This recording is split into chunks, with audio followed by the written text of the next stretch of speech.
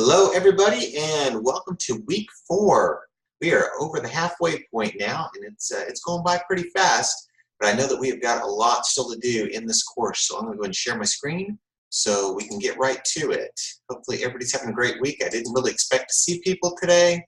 I guess there's some sort of a sporting event going on, some sort of a bowl that might take up people's time. So I totally get being by myself this evening here. So with that in mind, let's get going here. So looking back at week 3, still have some concerns regarding due dates. I still have several people who are behind at least a week, if not more, in coursework. And it's really concerning me. By this point, everybody's usually pretty well sorted out on this sort of thing.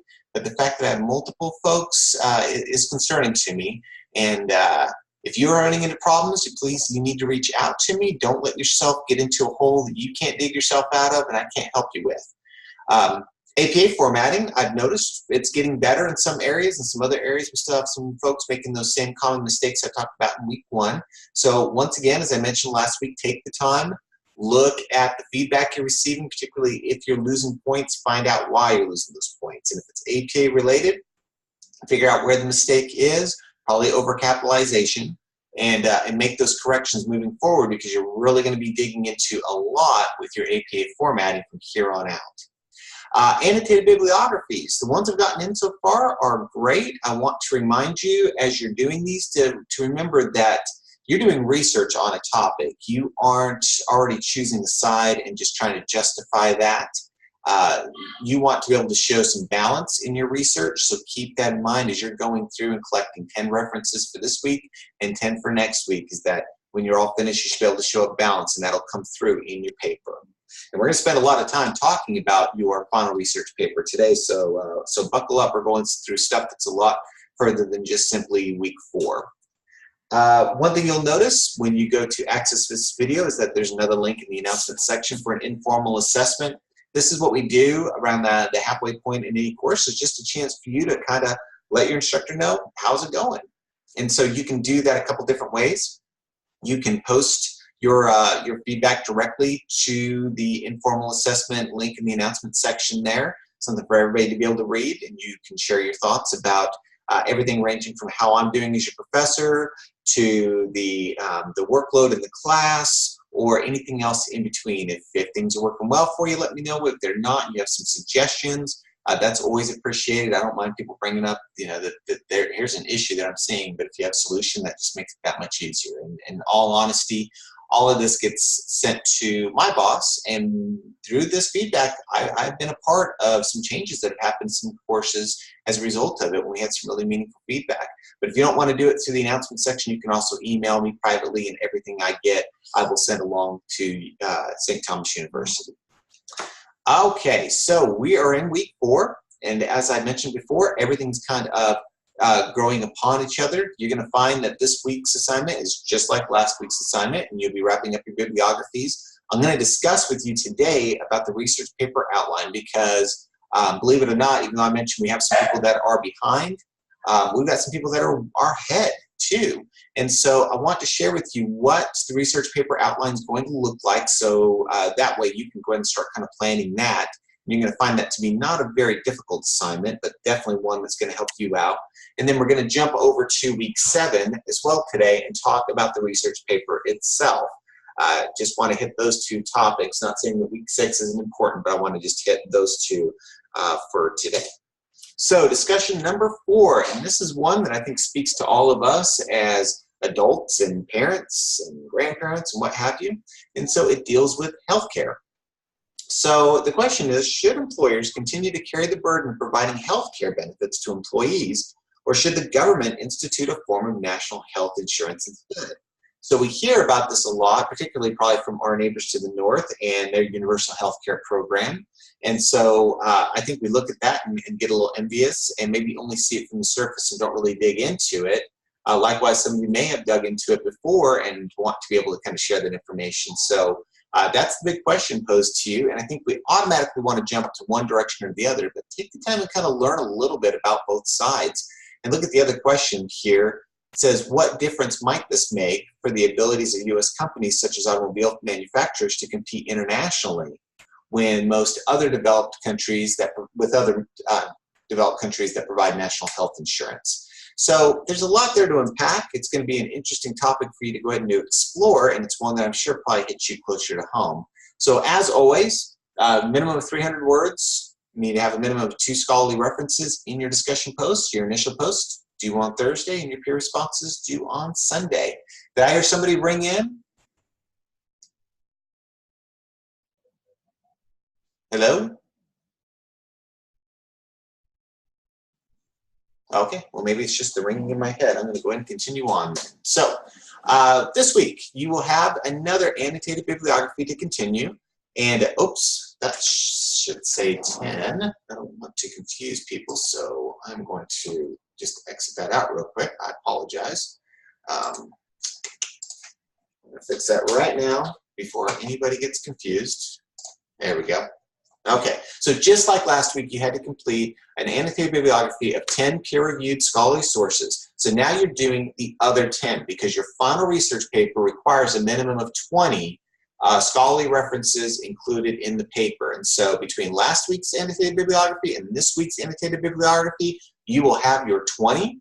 And I think some of you are going to find you may need more than that, but you'll at least have your minimum already completed. They'll be approved by me. You'll be ready to go ahead and move forward with them. So this, like I said, is building upon your final paper.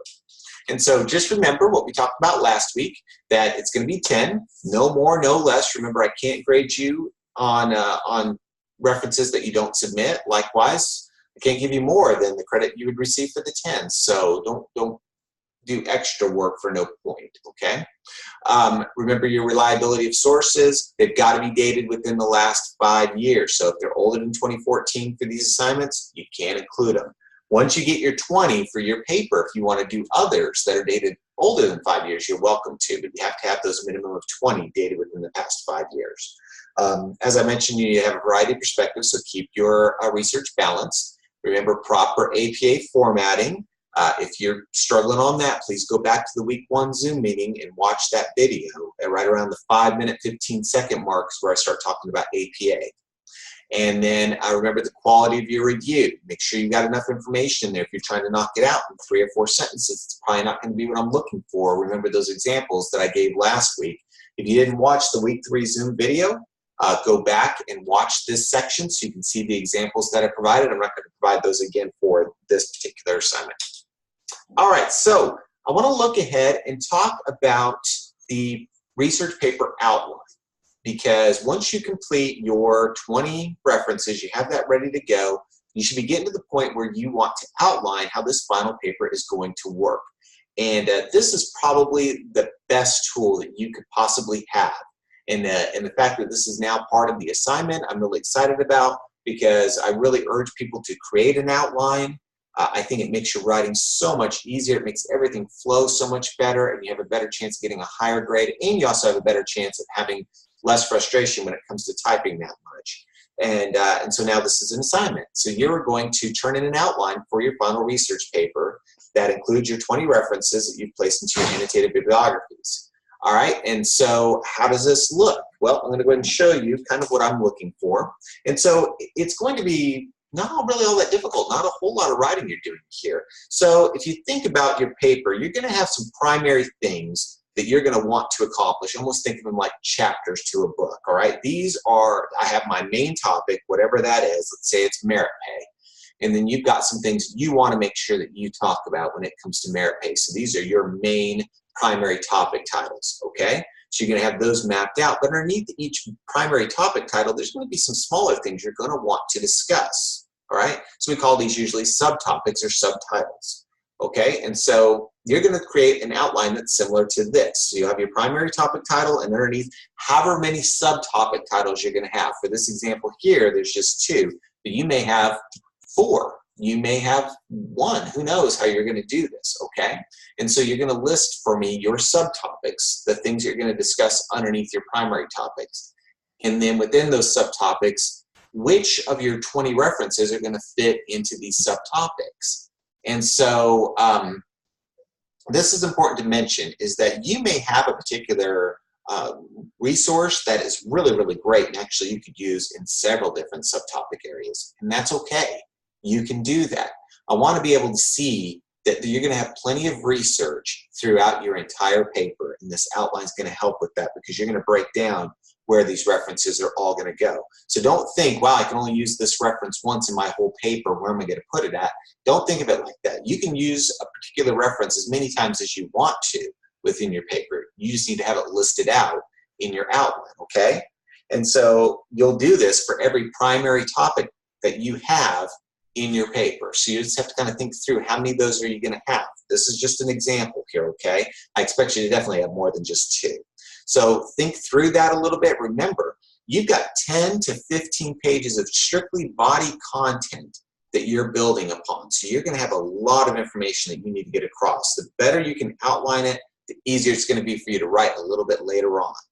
So when you're doing your outline, now remember, this is not due in week 4. This is due in week 5. But for those of you looking to kind of work ahead, this assignment itself, there's not going to be a whole lot of writing here, okay? It's going to be very much just structured just like this, just an outline. I just want to get a feel for how your paper is going to flow, okay? So what are my expectations? Well, I want you to have a title page. And now on your title page, I really want to specify this because I want you to get used to doing this. You might as well get your title page done for your final paper when you're doing this. So I'm going to make a change here again. Whoops. I'm going to get out of here. I'm going to go to this, and I'm going to say on your title page, your title should be your research question, okay? That should be the title of your research paper, so make it the title of this assignment too, okay? Don't make the title outline. Just write the research question, make that your title of this assignment, because this can be your title page that you wind up using for your final paper too. You just may have to change the date or whatever, okay? Your outline topics and subtopics should all align with your final paper with 80% accuracy. So what does that mean? That means I don't want you to just throw down a bunch of nonsense topics here and then think, well, I'm just going to do this now, get my points, and then I'll just do what I really want to do for my paper. I will have it out there for me along with your final paper. And if I look at it and see that your final paper doesn't match anything at all with this assignment, I will come back and change the grade on this assignment, okay? So keep that in mind. Now, I understand that you may have some subtopics or whatnot that you planned in your outline, and when you got into your writing, you're like, you know what, I don't need that one. Instead, I want to change to something like this, or I didn't need 5 subtopics. In all actuality, I could get it done with 3. Those types of things happen. That's why I say that your outline should align with your final paper with 80% accuracy. There should be some wiggle room for you to be able to make some adjustments, but it shouldn't be so significant that your outline doesn't match your final paper at all. So I'll be watching for that, okay? All 20 of your references should be embedded into your outline. As I mentioned before, you can use a reference more than once. In fact, also as I mentioned, is that when you do your final paper, you may have more than 20 references. That's not unusual at all. For this outline, I want to know that the 20 that you've used for your annotated bibliographies are embedded into your outline, and that will be in your final paper. Okay, so that's what I'm going to be looking for here, is the 20 that you've listed for me are in this outline. Okay, so that's as far as your outline, that's what I'm looking for. And then you will have a reference page. And I want you to go ahead and list all 20 of those references alphabetically by author. Why am I having you do this? Well, once again, you're getting another piece taken care of for your final paper. You're going to do your reference page now, and you'll have that all lined up. I'm going to get a chance to check it out early and find all those mistakes that you probably would make. And let you know about it now so you can fix them for your final paper. Now, that's not to say if later on you need to add some more references, you can't squeeze them into your reference list. But what I'm doing right now is ensuring that the references, as you have them already researched, are going to be appropriate in your reference page. So you're doing lots of things now to make your final paper that much simpler a little bit later on. So, title page, body content is your outline, and then you have your reference page, and that's what you're going to be submitting to me. So, you know, when this is all said and done, if you add in the 1 page for your title page, 2 or 3 pages for your reference page, and then probably 2 pages worth of an outline, you're talking about probably about 6-page paper that you'll be submitting, more or less. Okay, so that is your outline section. So let's jump over to week 7, your final research paper. And so because some of you may finish that outline, I want to go ahead and start writing, and I would highly encourage that. So let's talk about what your final research paper is going to look like, just so you have that information ahead of time. So you'll have your title page, which you should have completed from your outline. You'll have an abstract page that you'll complete, and within there you're going to have some information that'll be a part of week 6 that I'm not going to go into today. Okay? Then you have your body content, which is 10 to 15 pages on its own. You cannot count your title page, abstract page, and pages for your reference list into that 10 to 15 pages. I'm looking at that as the content on its own. So really keep that in mind. If you go less than 10 pages, you're only going to receive a portion of the grade overall. Okay, so what would be the format? Well, just like always, as I've mentioned already about the 10 to 15 pages, the 20 references, make sure that your writing is clear and concise. Doing an outline is going to help with that. You'll need to make sure that you've got proper grammar, that you have proper punctuation, all the misspellings are fixed, all that good stuff. And then what you see here, I'm not going to read through these with you, but these are the things that would be a part of your rubric. Okay, so these are the things I'm looking for. Obviously, whatever your issue you're choosing is current because it's been something that's already been approved. You're going to be digging into things like, who are the people involved in this? You know, how do they interact? How has alternatives that have been proposed in the past help resolve this issue? Why did they fail? Why did certain things succeed? What kind of recommendations would you make? So you've got a lot to really dig in here. The mistake people tend to make is that they don't want to go deep enough into the topic area, and then they run out of things to say before they have 10 to 15 pages completed. So really dig into these different, if you look at these, we've got 6 bullet point areas here, and 3 of them are probably pretty meaty that you can really dig into, 3 or 4 of them. So do so. Remember, you don't write in the first person. This is a research paper, so you should be very objective in your writing. And you need to make me believe that you are an expert in this topic because you've been doing the research. So let's look at some examples from this class of this paper.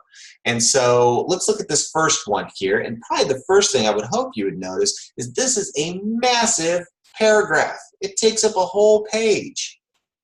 I see this quite a bit, folks. You should not have paragraphs that are taking a page or more.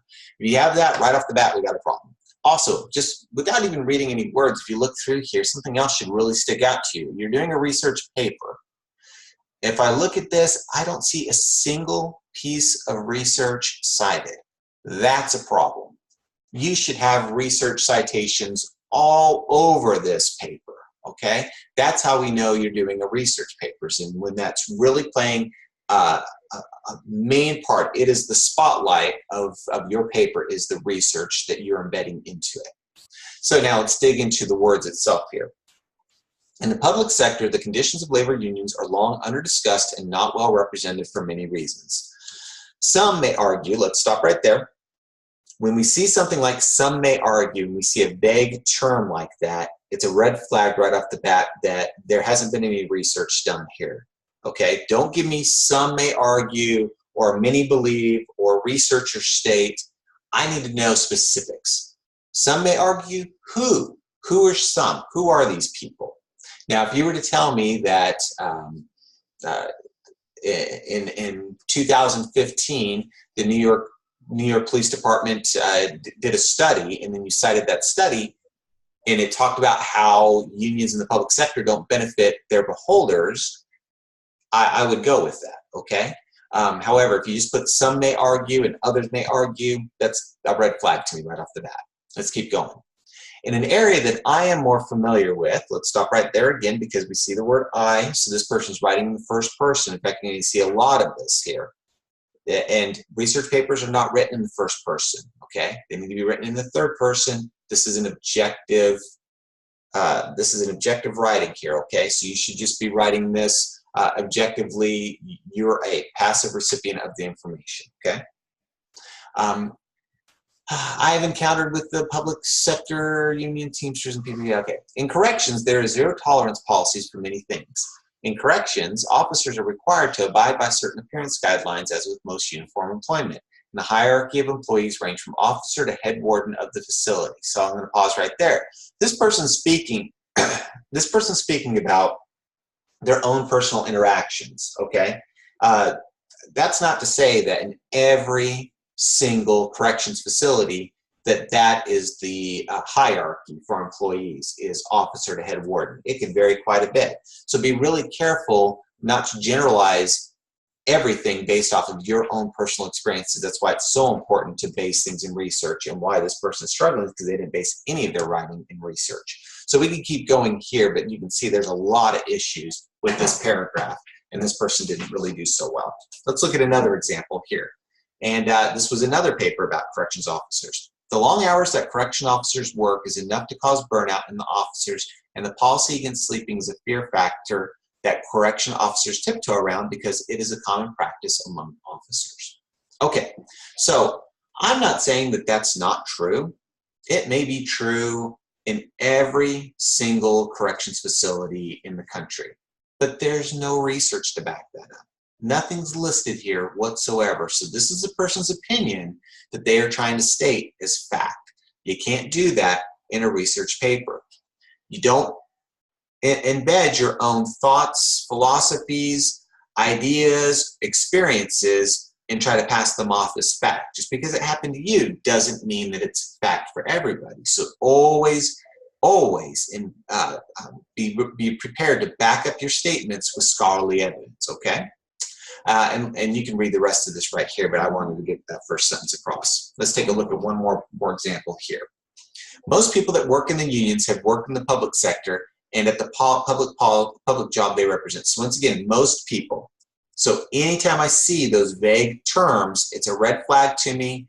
I'm going to highlight that, and you're probably going to wind up losing points. So don't do that, okay? Be prepared to automatically back up your statements. Okay, so let's jump over to a better example here. Let's look at this one.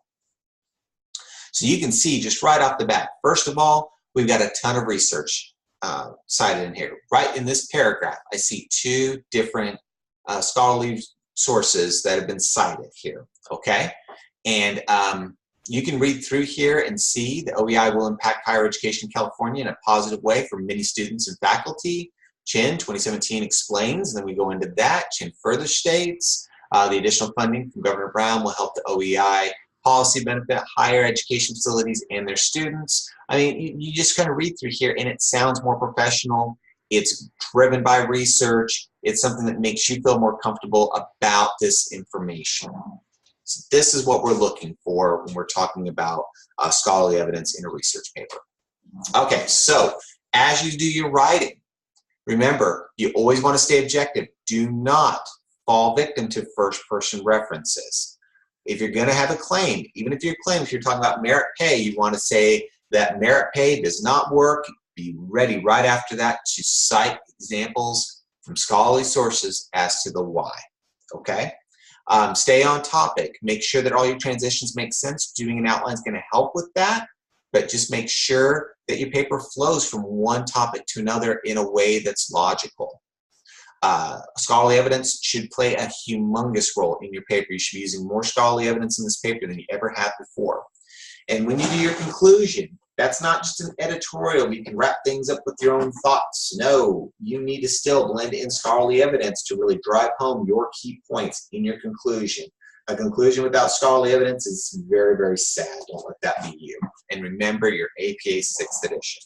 So what I've hit you with here is a lot of information on assignments that aren't necessarily going to be due this week. But I want you to know about the outline so you can start planning ahead for that. I wanted to talk to you about the research paper now so you can start thinking about that, even though I don't really want you to start digging into the writing just yet, but it's coming up sooner than you think. So if you're one of those folks that are behind, you need to get caught up. By this point, I need those annotated bibliographies submitted so you're working on your next ones. Hopefully you're working ahead so writing can be done that much sooner.